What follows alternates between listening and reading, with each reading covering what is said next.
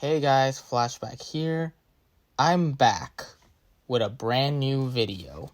Something fun for my viewers and subscribers alike. Today, we're going to be doing an iceberg video. What is an iceberg, you may ask? Well, it's like a tier list when you rank certain things, like the tip of the iceberg means the stuff that was recognizable and well known, while the bottom means obscure and forgotten it goes. So for today's iceberg chart, what we're going to be doing is the Cartoon Network iceberg chart, created by the Mongolian Lemon, posted on Reddit on the r/Cartoon Network. No worries, I'll give him some nice full credit though from the original post. Link is in the description if you want to check it out. Cartoon Network is one of my absolute favorite channels of all time. Don't get me wrong, I do watch many channels like Nickelodeon, Disney Channel, Disney XD, Comedy Central, MTV, and the list. Yes, that's actually my list. Okay, let's talk about Cartoon Network. So this channel has been around since 1992. After it launched, the channel first began airing reruns of old Hanna-Barbera cartoons and classic Tom and Jerry cartoons. That was until 1993 with the first Cartoon Network show, The Moxie Show. Yeah, sadly, the whole show is lost media as of this writing of this video. After its first show, more animated shows began popping up, like Dexter's Laboratory, Johnny Bravo, The Powerpuff Girls, Ed, Edd and Eddy, and Courage the Cowardly Dog, as well as good old 2000s cartoons like The Kids Next Door, the original Teen Titans, The Grim Adventures of Billy and Mandy, Ben 10, and Chowder. And who can forget some modern classics like Adventure Time, Regular Show, The Amazing World of Gumball, and Steven Universe. Okay, let's not talk about all the cartoon. So, let's begin. Okay, let's start on layer 1. Cartoon Network is also Adult Swim. Adult Swim was a program block that first introduced back in 2001 for late-night adult-oriented series like Aqua Team Hunger Force, Robot Chicken, and Rick and Morty, as well as other shows. Owned by AT&T. AT&T, you know, the telephone communication company, purchased Cartoon Network along with Warner Bros. And many Turner-owned channels. But sadly, it was short-lived. It was now bought by Discovery. Great. They screw it up. The first layer is complete. Next up, layer 2. Ted Turner. Yes, the Ted Turner, founder of Turner Broadcasting Company that brought you CNN, TBS, and TNT. In 1991, Ted Turner bought Hanna-Barbera to create which was known as Cartoon Network as their first 24/7 cartoon channels of all time. Toonami. Toonami was a program block that first introduced back in 1997 that aired mainly anime and action-oriented series, hosted by Molter and Clyde 49 from Space Ghost, before it's been replaced by Tom in 1999. It had some fair share of changes over the years, until Tom 4.0 is considered the worst character redesigns of all time. Tom looks like Thomas the Tank Engine if he becomes an Autobot. It was so bad that it caused the Toonami block to go off air in 2008. Less than 4 years after its cancellation, Toonami is back on TV by Adult Swim in 2012 and continue airing as of this writing. Teen Titans Go non-stop. Ugh, really? Do I have to talk about this show? Okay. Teen Titans Go was an animated series released in 2013 as a remake of the beloved 2003 original series Teen Titans. After the sad cliffhanger ending, fans were begging to continue the original series, until the executives from Cartoon Network says, okay, here's your Teen Titans reboot. I hope you like it. And fans weren't so happy about this remake. Fans were mad about this series because it was a huge insult to the original series. Fans of the original series begged the network to end this dumpster fire of a series, but it was ignored by the executives, and they continued to milk the series. And worse, they aired too many Teen Titans Go episodes. Fans were so mad that they end up storming out of Cartoon Network. Well, it's because of CEO of Cartoon Network at the time, Christina Miller. Yes, we will talk about her later in the iceberg. It's because she decided to air more Teen Titans Go episode due to the success of the show. But thankfully, they don't air that many Teen Titans Go episodes. Layer 2 is complete. Don't worry, there's more in Layer 3. Over the Garden Wall. Over the Garden Wall was a short-lived animated series released in 2014 about two half-brothers named Worth and Gregory traveling across a mysterious forest to find their way home. While stumbling across various entities, the series has some fair share of disturbing moments. But still a good show. Short-lived, but a good show. So good that I own the complete series on DVD. Hall of Games. The Hall of Game Award was Cartoon Network's answer to Nickelodeon's Kids' Choice Award. The event has been hosted throughout 2011 and was hosted by Tony Hawk to give an award to athletes, celebrities, and mascots. Sadly, all the full recordings of the events were lost media. All I could find was small footage and promos. The only full recording of the event were found. It was the 2012 Hall of Game Awards, hosted by Shaquille O'Neal. The next event for 2013's Hall of Game Award was Shaquille O'Neal returning as host along with Nick Cannon. And then 2014's Hall of Game Award, hosted by two NFL sports players, Colin Kay and Cam Newton. Sadly, the event was a flop.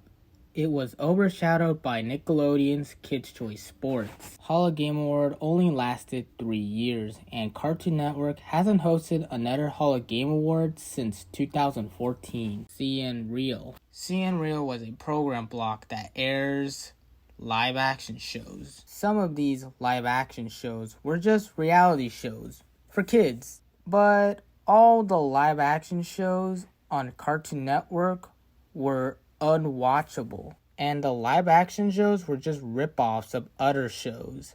Dude, What Will Happen is basically Mythbusters. Survive This was just Man vs. Wild. And The Other Sider is basically a rip-off of every single ghost hunting shows from the early to late 2000s. And Destroy Build Destroy. At least it's original. It's about two teams were destroying random vehicles and building a new vehicle made out of the same part. Then destroy the vehicle again. That's it. At least Andrew WK was cool in this show. Sadly, all the CN Real shows were all cancelled after one season, due to poor ratings after the CN Real block was shut down in less than a year. The only two CN Real shows that renewed for a second season were Dude, What Will Happen and Destroy Build Destroy. Those two shows were cancelled super fast before Cartoon Network go back to good old cartoons. But they try to continue airing live action based series, but those shows were flops. And finally, Cartoon Network finally gave up on live action shows. And hey, at least Adult Swim did handle well with live action shows.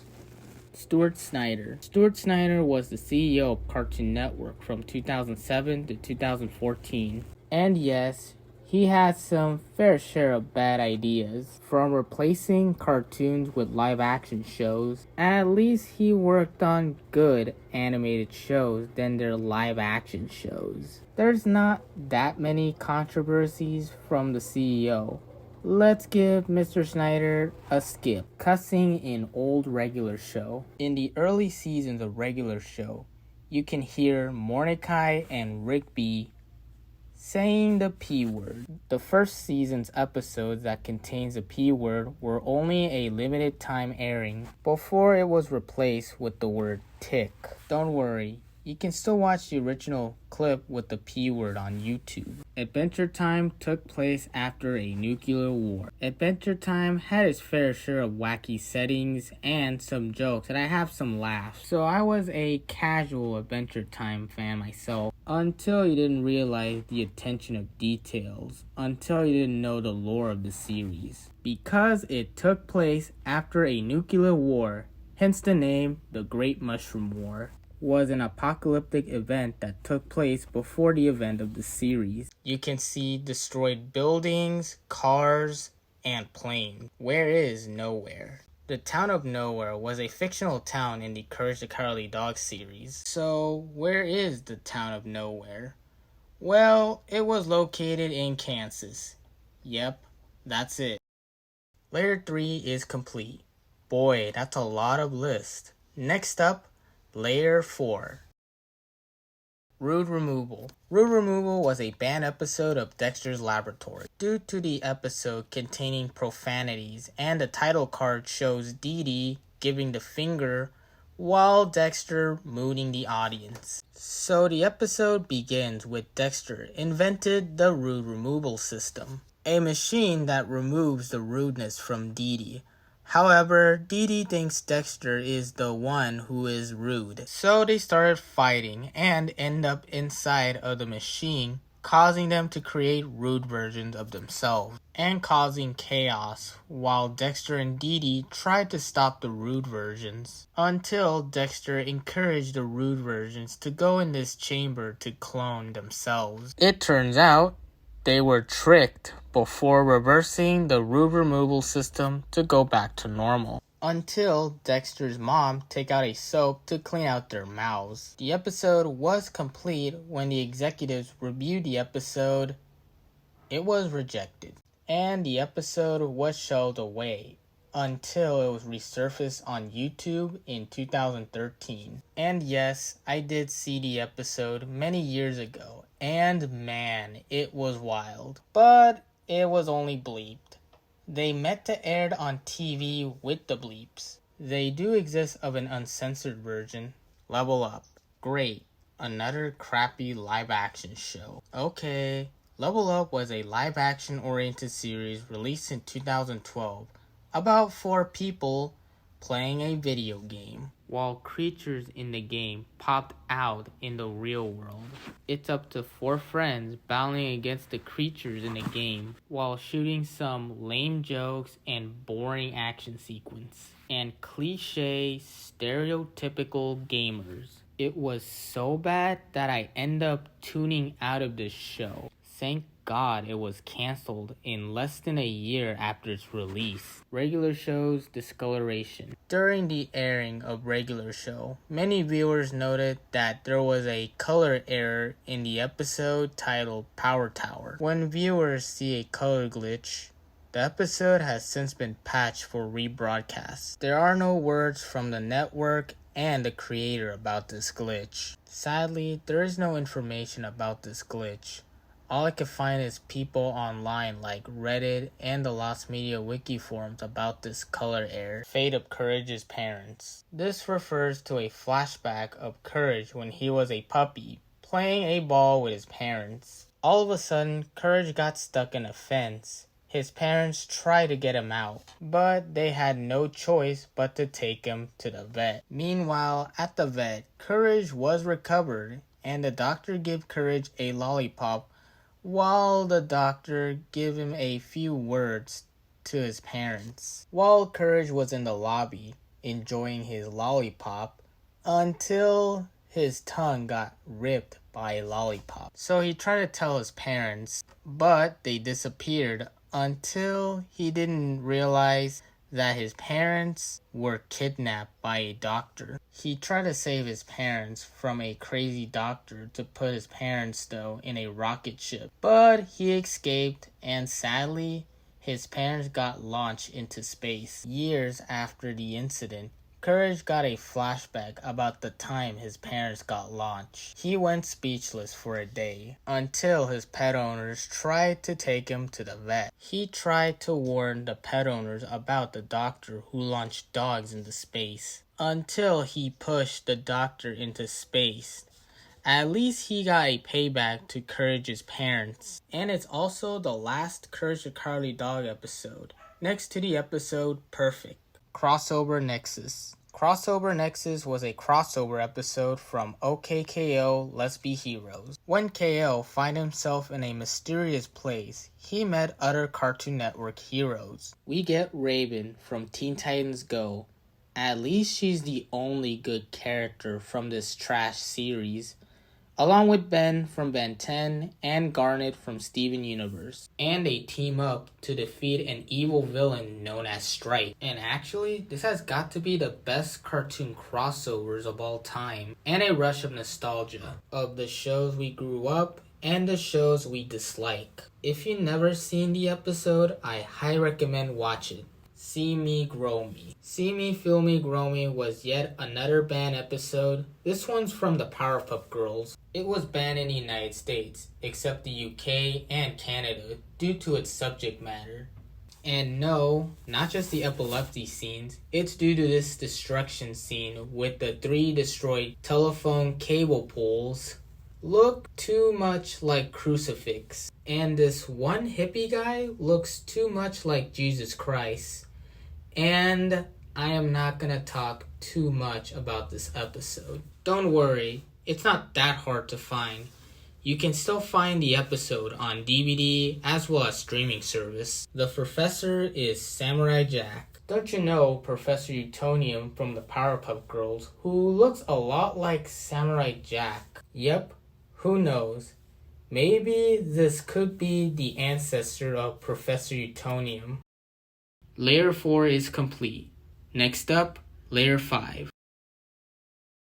Why doesn't Terra remember Beast Boy? In the original Teen Titans, the episode Things Change, when Beast Boy spotted a girl that looks a lot like Terra, but it turns out it was Terra who turns out she faked her own death. But sadly, she had no memory of the previous episode. So Beast Boy tried to recover her memory. Sadly, it was too late. Terra barely remembered the event. And that's the reasons why the series ended on a cliffhanger.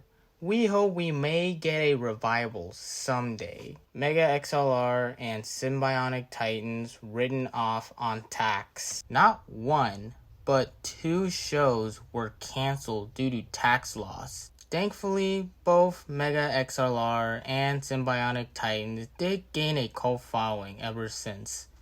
And I'm sorry that this was short, but I don't want to talk more about the series as well as the taxes.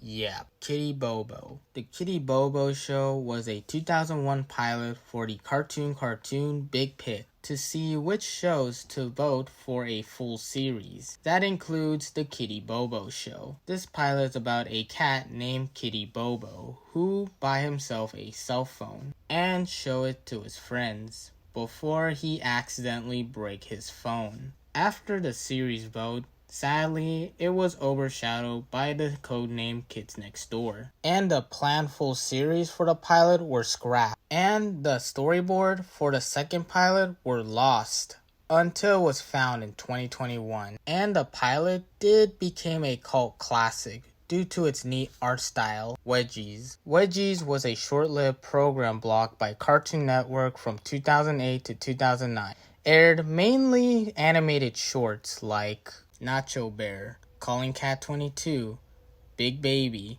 The Berman Avenue Experiments, and The Talented Mr. Bixby. No worries, you can still watch all the Wedgie shorts on YouTube.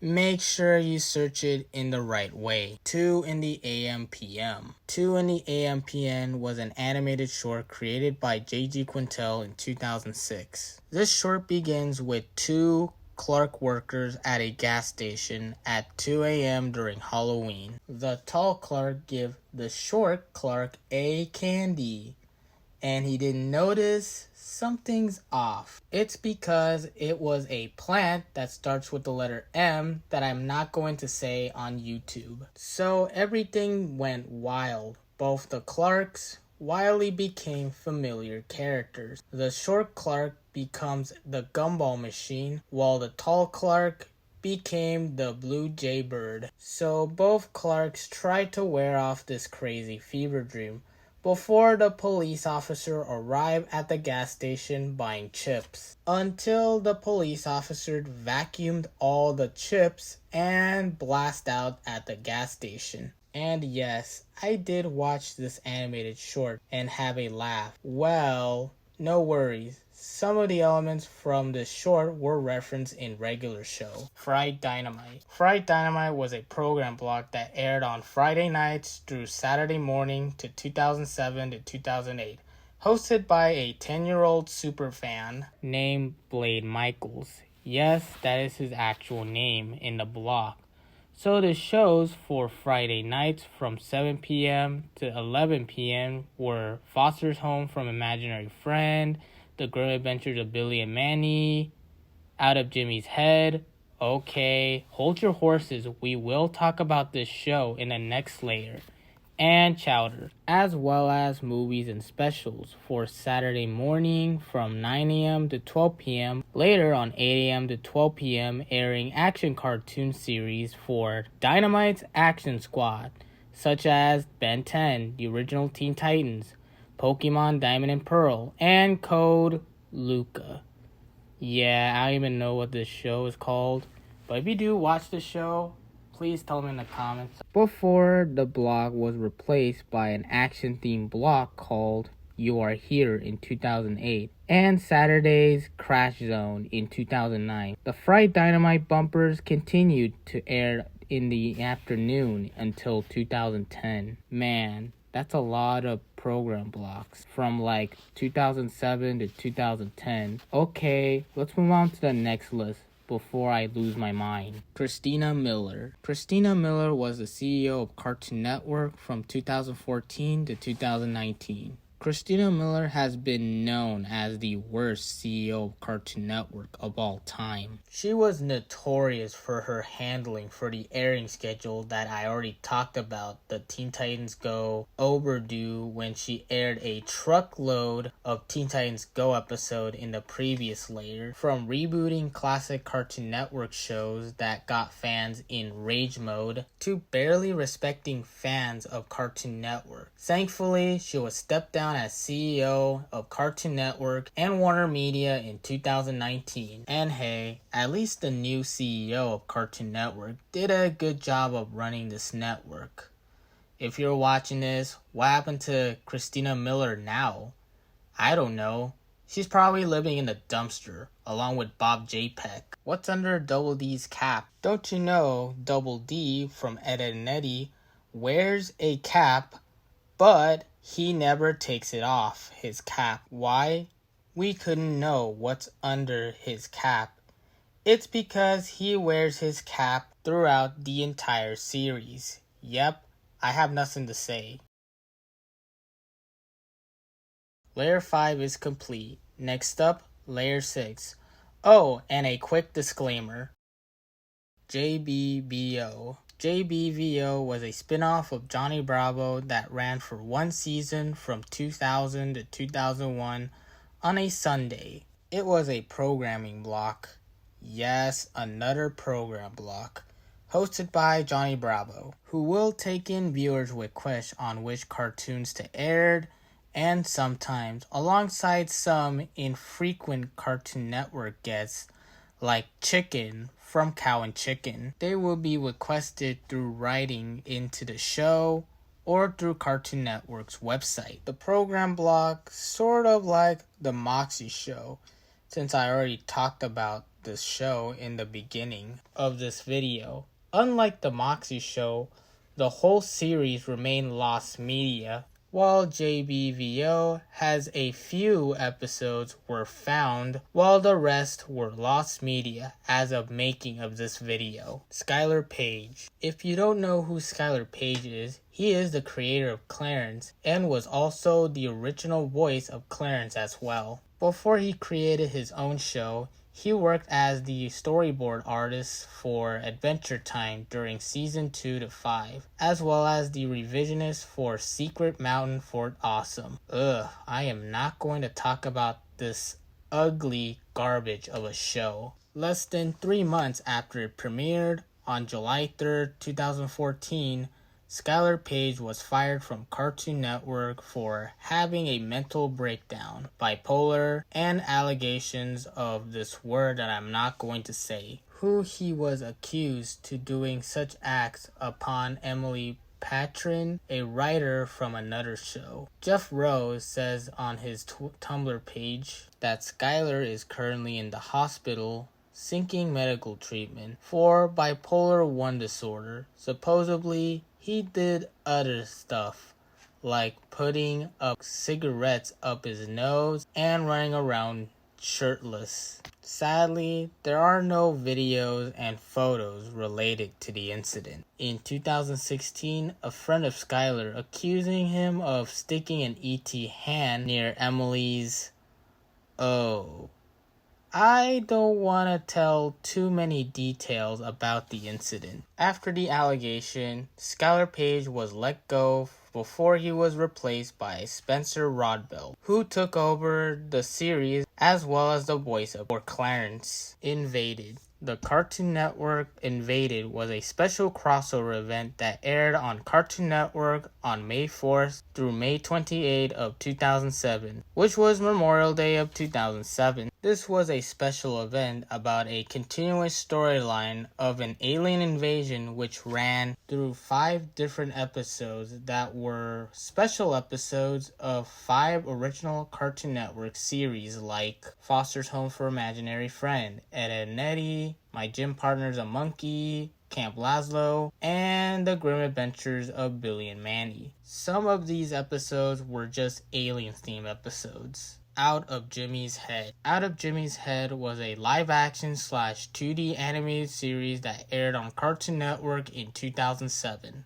Based on the made-for-TV movie titled Reanimate, this show is about a 13-year-old named Jimmy Roberts who got hit by a train at Golly's World, and the only way to save him was to replace his brain. So his brain actually belongs to not Walt Disney, but to Mal Appledays, the creator of the cartoon in the show, making Jimmy able to see Appleday's cartoon as if they were really there. So let's start off with Jimmy's dad, who was the school principal who loves to embarrass his own son in front of thousands of classes, while his mom was an astronaut and his sister was an alien, as well as his best friend Craig and his love interest Robin, who was also Craig's sister, while avoiding this guy by the name of Sonny Appledays, who was the son of Mal Appleday, who moved in with the robbers so he could steal the brain from Jimmy. Along with the characters that he can see, only Jimmy sees those characters,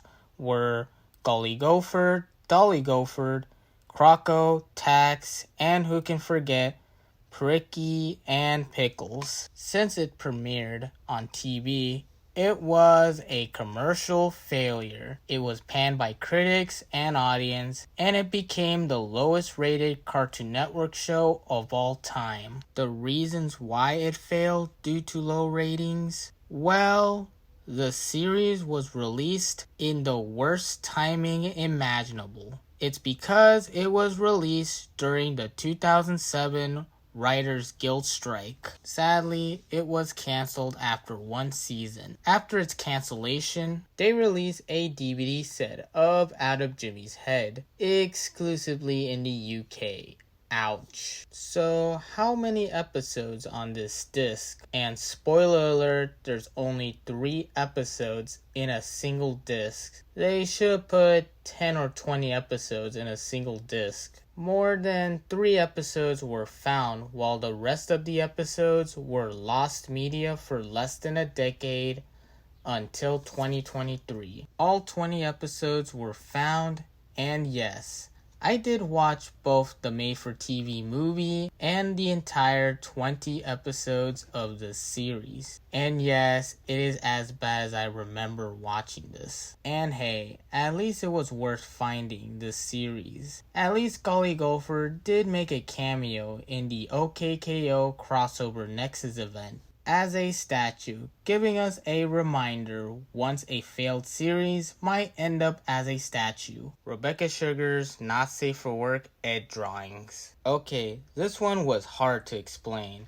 I tried to avoid getting myself banned on YouTube for not so kid friendly stuff that I'm not gonna do. So I searched up and it was a mistake. Hey, don't worry. This is just her old drawing. That was before Steven Universe came out. Rebecca, if you're watching this, please forgive me. The Downer. Lost Original Darker Script. The Downer was the 36th episode of The Amazing World of Gumball Season 3. This episode begins with Gumball Watterson having a pretty bad mood. So much that he wished for his family to disappear and the rest of Elmore. Gumball is slowly gone insane as he walked around in the empty town. He then attempts to bring everyone back, only for a shadowy darkness try to catch him. He then returned to his house, only for said darkness to consume him and his surroundings. While remembering his father's advice from earlier, the darkness vanished only for his family to reappear. He then realized it was all in his head and none of this actually happened. This has got to be one of the darkest episodes from this series so far. At least it had a good ending. And hey, at least it got that hilarious face of Gumball in this episode. Don't you know the original early draft of the episode is set to be even darker than the finished episode? It was since been rewritten to make it less dark. The original draft has since been lost media ever since. There are no scripts or even storyboards exist. Tickle You Lost. Tickle You was a short-lived preschool block that aired on Cartoon Network from 2005 to 2006, from 9 a.m. to 11 a.m. on Mondays through Fridays. Some of these lines of shows were just imported shows from the UK and Canada. 3 cartoons that were redubbed for American audience. That included the US dub of Peppa Pig. Sadly, the Tickle You block didn't perform that well due to heavy competitions like Nick Jr. and Playhouse Disney, which was now Disney Jr. But we introduced by 2 hosts that I don't bother to pronounce their names of the 2 characters. Yes, I have nothing much to say. All they could do is cracking some jokes instead of asking the viewers for lighthearted message. Some of these shows on this block were not lost, but their Tickle You versions were lost media. Only a few clips and promos were partially found. That includes the US dub of Peppa Pig. A few episodes were found or partially found, while the others were lost media. Years after the block shut down,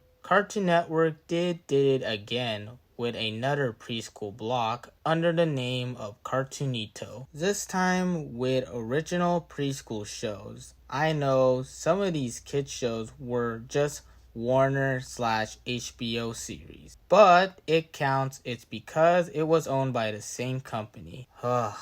I guess that's enough for some programming blocks for now in this iceberg video. Simpsons airing on Cartoon Network Philippines. Don't you know that Cartoon Network aired The Simpsons only in the Philippines? Sadly, I couldn't find any information about the network that aired a non-Cartoon Network show. I heard that they aired The Simpsons like around 2006, I believe. Still couldn't find information. And it's insane that they aired The Simpsons on Cartoon Network. Layer 6 is complete. Next up, the final layer. And beware, it could be dark. That is Layer 7. The cul-de-sac are dead children. In the Ed, Edd and Eddy series, there was a theory that the kids from the cul-de-sac area are dead children that got murdered throughout the early 1900s to the early 2000s. First was Rolf in 1903.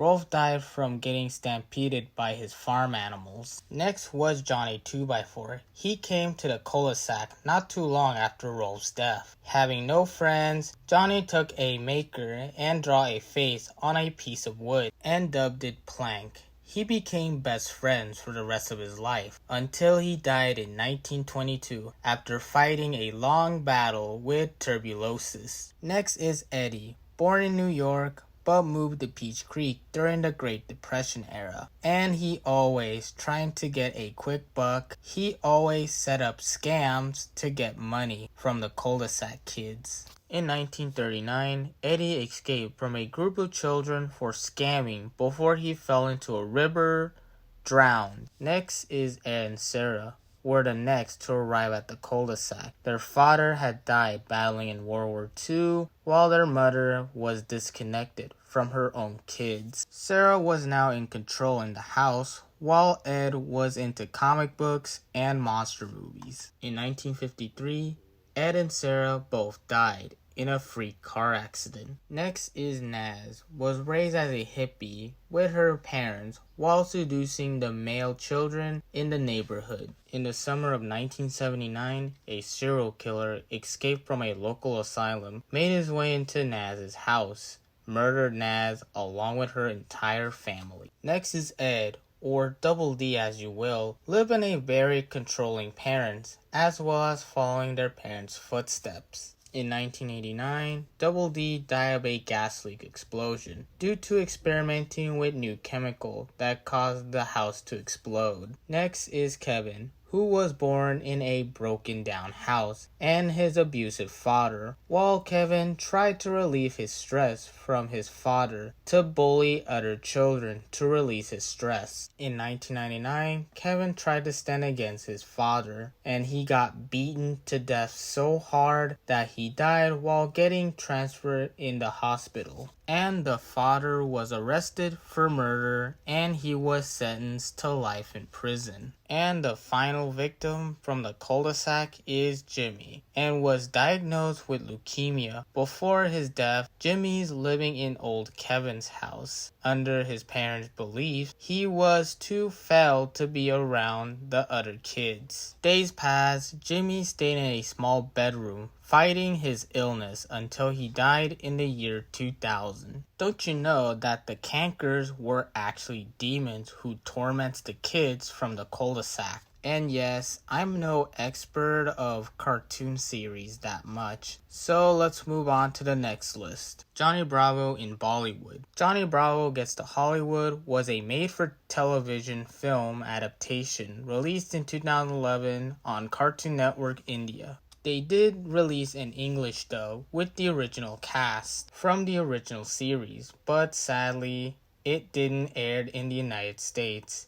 It was only aired on Cartoon Network Australia and New Zealand. So the film begins with Johnny Bravo deciding to make a trendy comeback in Bollywood to become a star, while stumbling across with two girls who teach him an easy ways to attain stardom. I don't think it's not that dark. It's just a forgotten made-for-TV movie. If you've never seen it, I recommend give it a watch. It's on the Internet Archive if you want to give it a watch. Original Enchiridium title card. This refers to the original title card for Adventure Time Season 1 Episode 5. So let's go back to the production though, before the episode came out. The original title card for this episode depicts Finn holding a dagger, stabbing Jake.